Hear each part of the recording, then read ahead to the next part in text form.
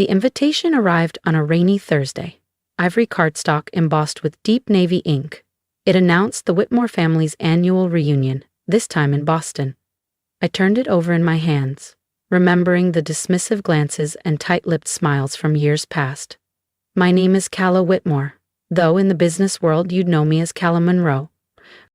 17 years ago, I was the disappointment, the dreamer who declined a position at Whitmore Global to study event management in Chicago. The reckless one with no future. My phone lit up. It was my cousin Elise. I picked up. "Calla," she trilled, falsely cheerful. "Did you get the invite?" I did. "Well, just a heads up. This year's gathering is extremely upscale. The Fairmont Pavilion is, very exclusive. You get it, right?" I looked across New York City's skyline from the executive suite of Monroe Luxe Events. I had to bite back a laugh. The Fairmont? My flagship property. But the Whitmores didn't have a clue. "Are you suggesting I won't belong, Elise?" "Oh, don't be dramatic," she chirped. "It's just high-profile guests. Senators, tech moguls, maybe a royal. Image is everything." Translation, they didn't want the old failure ruining their show. "And who chose the venue?" "Me," she said smugly. "Dad said I have an eye for prestige. The Fairmont's the crown jewel of Boston. Took some serious strings to pull it off." I smirked. "Those strings were emails through our VIP client portal, personally approved by me at a 50% markup." "Sounds like hard work," I said smoothly. "Oh, you have no idea," she gushed. "The owner, C. Monroe, is famously private, but their staff bent over backward once they heard it was the Whitmores." Of course they were. I had instructed the staff to roll out the red carpet. "Anyway," Elise said breezily, "I'm sure you understand. Maybe next year. If you've moved up from that tiny inn you opened in Chicago..." That tiny inn had launched my entire brand. "But sure, Elise, maybe next year." "The inn?" Elise mocked. "It was actually my pilot property, where I tested the innovations that eventually made Monroe Luxe Events a top name in luxury hospitality. But the Whitmores had stopped tracking my life long ago." "Something like that," I replied coolly. After hanging up, I leaned back in my leather chair, the muted bustle of Manhattan streets muffled by the double-insulated windows. Old memories came rushing in.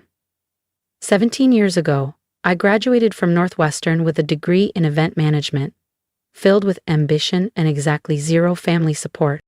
"You're planning parties for a living," my father had barked. "No Whitmore caters to anyone." But I did. I planned, served, hauled, coordinated. I didn't just want to host events, I wanted to redefine them. And to do that, I needed to master every aspect from the ground up. Within 4 years, I opened my first venue, the Willow House. It sold out months in advance. Now, at 34, I own 18 premier venues and resorts across 6 countries. The Fairmont Pavilion, the chosen site for the reunion, was my masterpiece.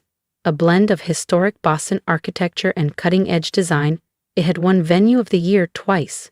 And yet, somehow, my family thought it was too prestigious for me. My phone buzzed again. It was Noah, my assistant. "Contract for Whitmore reunion ready. Need your final approval. Want me to bring it up?" I typed back, smiling. "No need. I have something special planned." I opened my laptop, pulling up the event schematics. If they thought I didn't belong, they were about to learn exactly what exclusion felt like. When the outsider controls the entire night. Every detail passed through my hands, the lighting cues, the champagne list, the keynote timing, even the subtle scent infused through the ventilation. I was crafting an unforgettable experience. Memories flickered, like when they made me sit with the caterers at Uncle Gregory's gala, or Elise's wedding where she accidentally placed me next to the janitorial staff, claiming it was more my speed. I'd already been CEO of 2 companies by then. They never asked about my work, never even Googled my name. Only my younger brother, Owen, ever stayed in touch. He called just as I finalized the plans. "Calla," he said gently, Elise told me she asked you not to come. I'm sorry.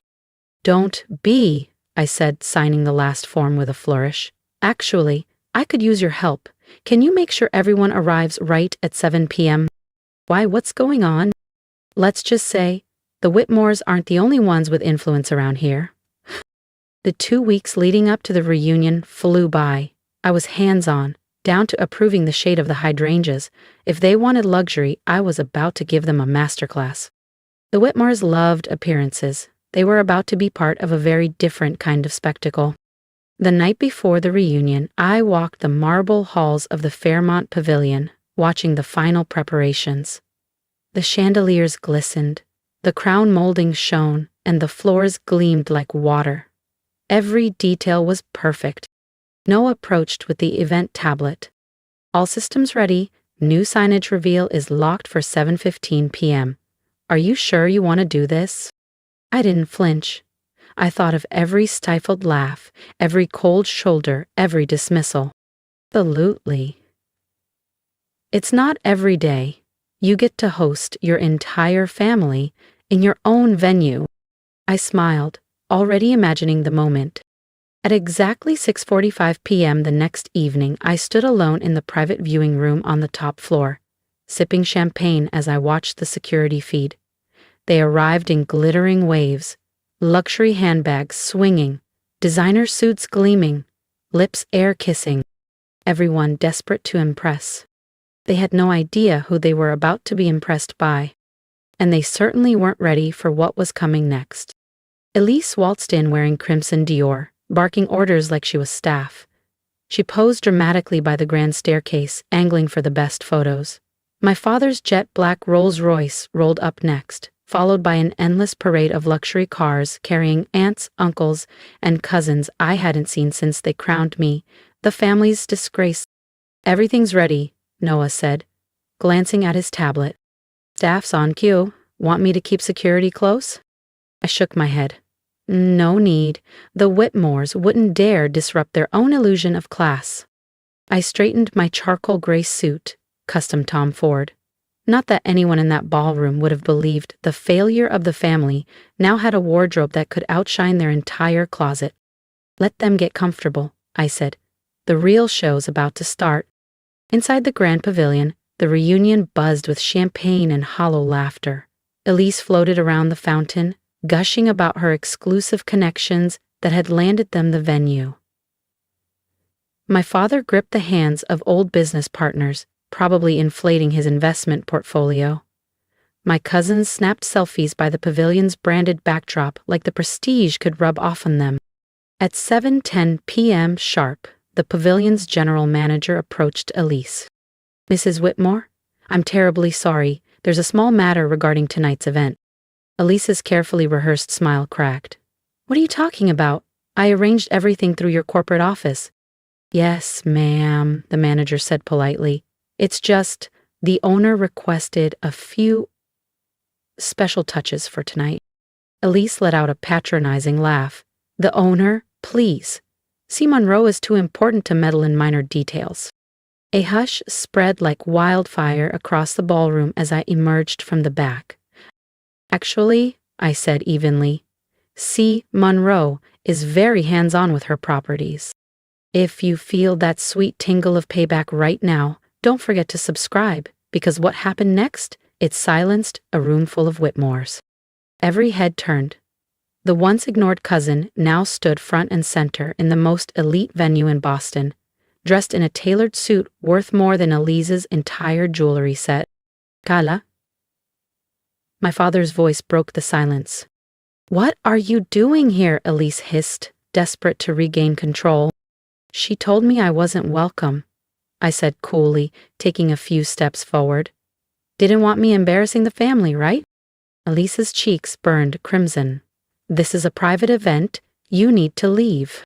No, I said, smiling. I really don't.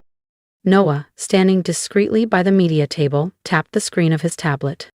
The massive LED wall behind the stage flickered to life. First, the pavilion's logo. Then, in sweeping, unmistakable text, owned and operated by Carla Monroe, née Whitmore. founder and CEO of Monroe Lux Events. Gasps rippled through the room. A champagne flute slipped from someone's hand, shattering against the marble. Elise stood frozen, mouth ajar. That can't be real. I pulled a sleek leather card holder from my pocket and casually flipped it open. Would you like a business card? I asked sweetly. Or perhaps you'd prefer the property deed. I gave the folder a gentle tap for emphasis. My father took a shaky step forward, voice cracking. You own this place. And 15 others, I nodded, including the inn you mocked, the little project that sparked a luxury empire. Old wounds flashed in my mind, being sidelined, snubbed, laughed at behind closed doors. But tonight wasn't about bitterness, it was about closure. All these years, I said quietly, my voice carrying through the stunned silence. You were too busy looking down on me to notice what I was building. I locked eyes with Elise. And the modest inn you joked about? That was my prototype, my testing ground, the foundation of an empire you're now standing in. Noah stepped forward, placing elegant navy folders into the hands of key family members. These, he announced, contain a welcome letter from Miss Monroe and tonight's detailed invoice. Inside, each folder contained the truth. A company profile of Monroe Lux Events, press clippings, awards, and a polite but steep invoice for the entire evening, billed at the prestige client rate. Elise's hands trembled as she opened hers. I smiled, serene. This was my legacy, and they had just walked straight into it. Elise snatched her folder, flipping through it with trembling hands. Her eyes widened. This rate, this is above market. About 50% above, I confirmed lightly. A family surcharge. Consider it. Overdue interest. From the back of the room, Owen let out a low laugh. A few others followed, hesitant at first, then more freely as the tension cracked like ice underfoot. My father's mouth flattened into a grim line. Why didn't you ever tell us? I met his gaze evenly. Would you have listened? He said nothing. None of them did. But in that stretch of silence, I heard every unspoken regret. 17 years ago, I said clearly, you told me no daughter of yours would ever wait tables, clean rooms, or serve people like a servant. I smiled, letting the pause draw out. Well, you were half right. Another B. I don't serve tables, I own them. Across the ballroom, every digital panel lit up at once, sweeping images from Monroe Lux's properties around the world. The shimmering coastline villas in the Maldives, the sleek glass towers in Singapore, the candlelit banquet halls of Paris, our newest 5-star oasis opening in Tokyo, its rooftop gardens glowing against the cityscape. For tonight's event, I added smoothly, your reservations haven't been canceled. You're welcome to stay. In fact, I've arranged personal tours of the pavilion. I think it's time you all saw what a career in customer service actually looks like. Elise took a shaky step toward me, her glossed facade slipping. Gala, we didn't mean. I lifted a hand, cutting her off gently but firmly. Yes, you did. Every cold shoulder, every backhanded comment, every time you made sure I knew I wasn't one of you. I turned, addressing the entire room now, my voice steady and strong. But while you were busy guarding appearances, I was busy building a future. Welcome to the pavilion. There was a low murmur. Some faces looked guilty, some embarrassed. A very few, almost proud. My staff will escort you to your upgraded suites, I continued, smiling. Although, Elise, I said with a slight tilt of my head, due to some unexpected VIP arrivals, your room had to be reassigned to one of our cozy standard queen rooms. The same room Tia she once sneered at when mocking my work in hotels. Her cheeks burned crimson. Slowly, the family filtered out, following uniformed concierges toward the elevators. Some whispered, some avoided eye contact altogether. Only my father lingered. I was wrong, he said, his voice gruff and low. About you, about everything. I studied him. the once imposing figure now seeming strangely small under the grand chandeliers. Yes, I said softly. You were. He hesitated. Is there any way to fix it? I let the moment stretch before answering.